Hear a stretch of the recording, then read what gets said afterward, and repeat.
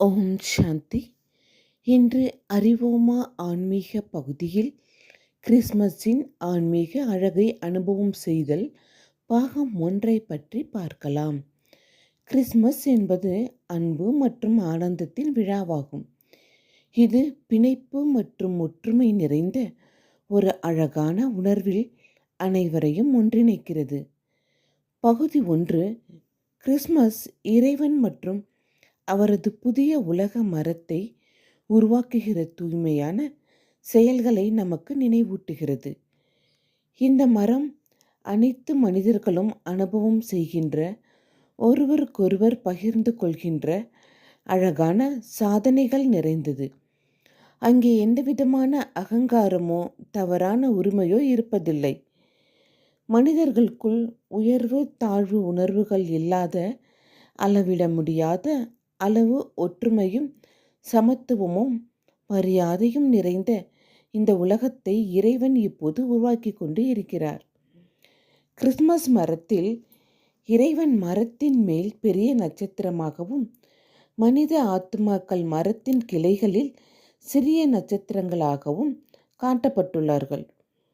மேலும் அனைத்து மனித ஆத்மாக்களும் இறைவனிடமிருந்து பெற்றுக்கொள்கிற ஆஸ்திகள் மரத்தின் அலங்காரமாக காட்டப்படுகின்றன. இறைவன் மேலே காட்டப்படுகிறார், ஏனென்றால் அவர் மேலே உள்ள ஆத்மலோகத்தில் இருக்கிறார் மற்றும் உலக மரம் கீழே பூமியில் உள்ளது. பகுதி 2. கிறிஸ்மஸ் கொண்டாட்டங்களில் சாண்டா கிளாஸ் மிக முக்கியமான நபராக இருக்கிறார். மேலும் அவர் இறைவனை அடையாளப்படுத்துகிறார். அனைத்து ஆத்மாக்களின் உயர்ந்த தந்தை மனித நேயத்தின் இரவில் மனிதனின் பண்புகள், கொள்கைகள் மற்றும் நல்லவைகளில் வீழ்ச்சி ஏற்படும் இந்த நேரத்தில் நம்மை சந்திக்கிறார். அவர் இந்த உலகில் உள்ள அனைத்து மனிதர்களுக்கும் அமைதி, அன்பு மற்றும் மகிழ்ச்சி, ஞானத்தின் பரிசுகளை விநியோகிக்கிறார். டிசம்பர் 25 கிறிஸ்மஸ் தினத்திற்கு முந்தைய இரவில் சாண்டா கிளாஸ் இந்த பௌதீக உலகின் வடதுருவத்திலிருந்து மக்களை சந்திக்கிறார். அது வெகு தொலைவில் இருக்கின்றது. அங்கே அவர் தங்கியிருக்கிறார் என்று கூறப்படுகிறது. இது ஆத்ம லோகத்திலிருந்து வந்து இறைவன் நம்மை சந்திப்பதை குறிக்கிறது. அந்த உலகம் மிகவும் தொலைவில் உள்ளது, மேலும் பௌதீக உலகத்திற்கு அப்பால் இருக்கிறது. ஆத்மலோகம் என்பது இறைவன் இருக்கும் ஆன்மீக உலகமாகும். மேலும் இந்த பௌதீக உலகில் நடிப்பதற்காக இந்த பூமிக்கு வருவதற்கு முன்பு அனைத்து மனித ஆத்மாக்களும் முதலில் தங்கியிருக்கும் இடமும் அதுவே ஆகும்.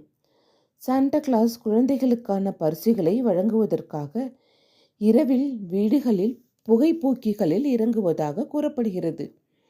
இது தற்போதைய காலத்தின் இருண்ட பழைய உலகில் இறைவனின் அவதாரத்தை குறிக்கிறது.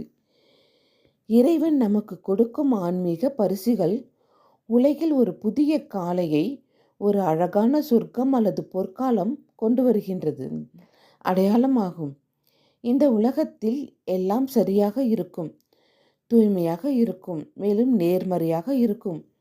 புதிய உலகில் எந்த மனிதனுக்கும் இல்லாதது அல்லது ஆசைப்படுவது என்று எதுவும் இருக்காது. ஓம் சாந்தி.